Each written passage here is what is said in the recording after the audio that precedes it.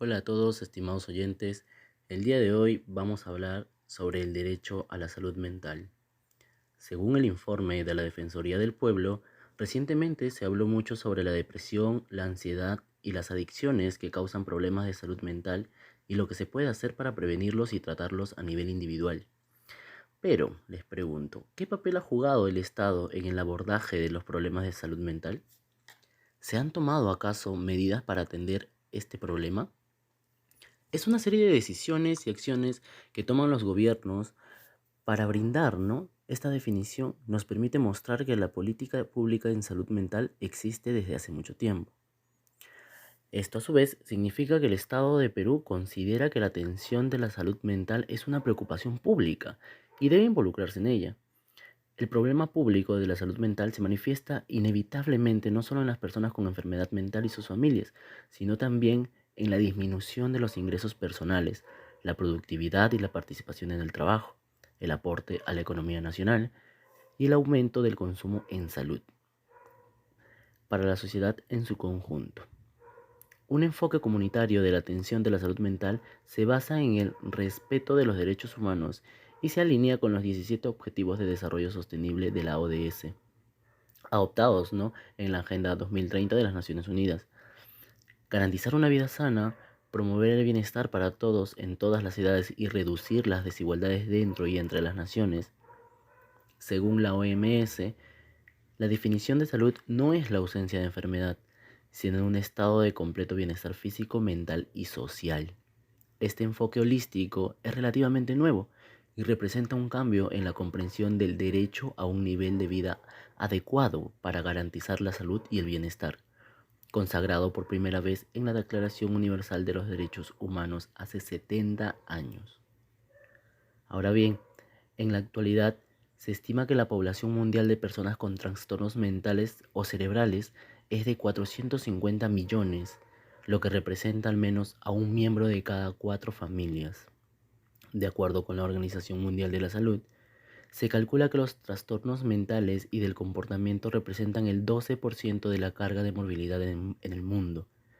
Sin embargo, el presupuesto para salud mental de la mayoría de los países es inferior al 1% del gasto total en salud, por lo que la relación entre carga de morbilidad y gastos en salud es claramente desproporcionada.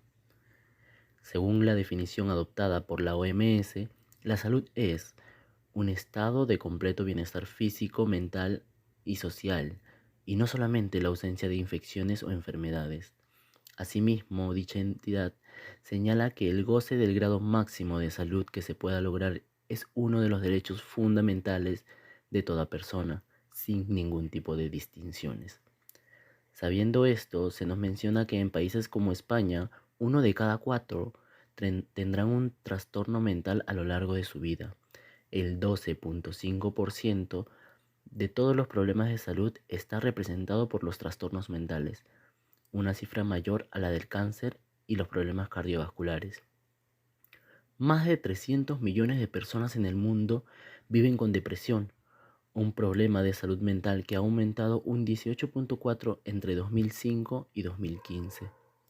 El 50% de los problemas de salud mental en adultos comienzan antes de los 14 años y el 75% antes de los 18.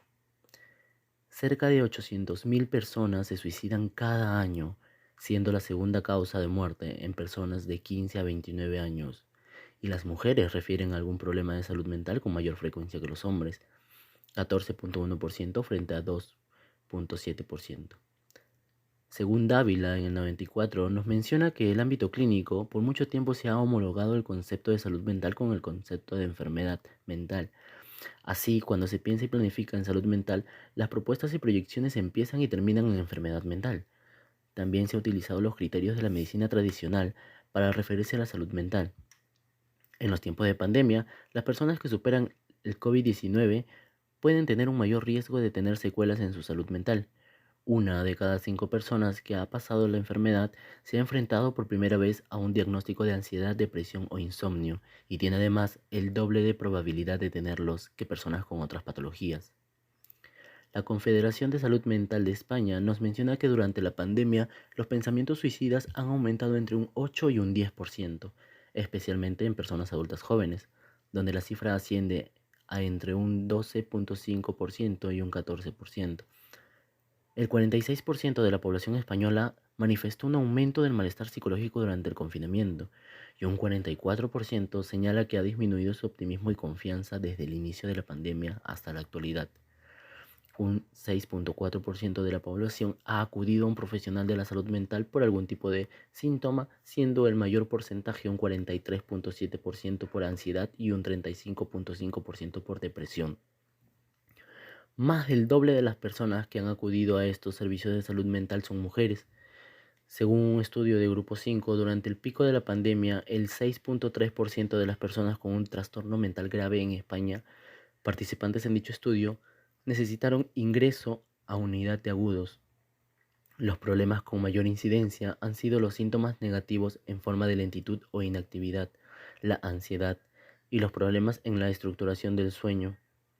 La misma investigación revela que un 21,4% ha necesitado un aumento de la medicación antipsicótica para prevenir la posible aparición de una crisis. Se ha dado un mayor incremento de psicofármacos en la atención residencial, con un 24% de representación, que en la ambulatoria con un 20%. En el ámbito nacional, durante la pandemia, 1 de cada 10 hombres afirmaba estar mucho más preocupado de lo habitual. Esta proporción era el doble en las mujeres. 1 de cada 5 se sentía muy decaída e incluso presentaba indicios de depresión. Estas cifras se recuperan un poco en julio, pero persiste un impacto notable en la salud mental, puesto que el 10% de las mujeres y el 6% de los hombres siguen sintiéndose mucho más deprimidos e infelices de lo normal. Se trata de un aumento significativo si se compara, ¿no?, con los porcentajes de 2017, el 1,6% en el caso de los hombres y el 2% de las mujeres. Los datos demuestran que la salud mental de las mujeres se ha visto afectada por la pandemia de una forma desproporcionada. Si en 2017 las mujeres tenían un 6% más de posibilidades de sentirse infelices o deprimidas, esa sensación ha aumentado hasta el 16% en abril de 2020. Este incremento de la brecha de género en la salud mental, atribuible a la pandemia, se estima que era de 10 puntos porcentuales en abril. En julio se reduce, pero la diferencia sigue siendo de 5,6 puntos respecto a la diferencia que había en 2017. Sabiendo toda esta información, nosotros hemos llegado a las siguientes conclusiones.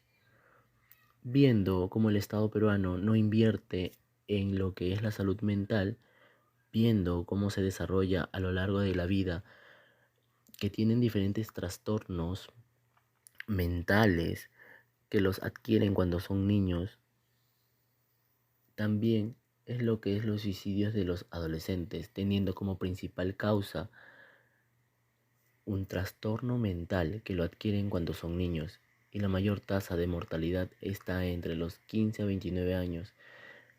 Tenemos que tener prioridad desde que son niños para que tengan un desarrollo sano y saludable, no solo físicamente, también psicológicamente.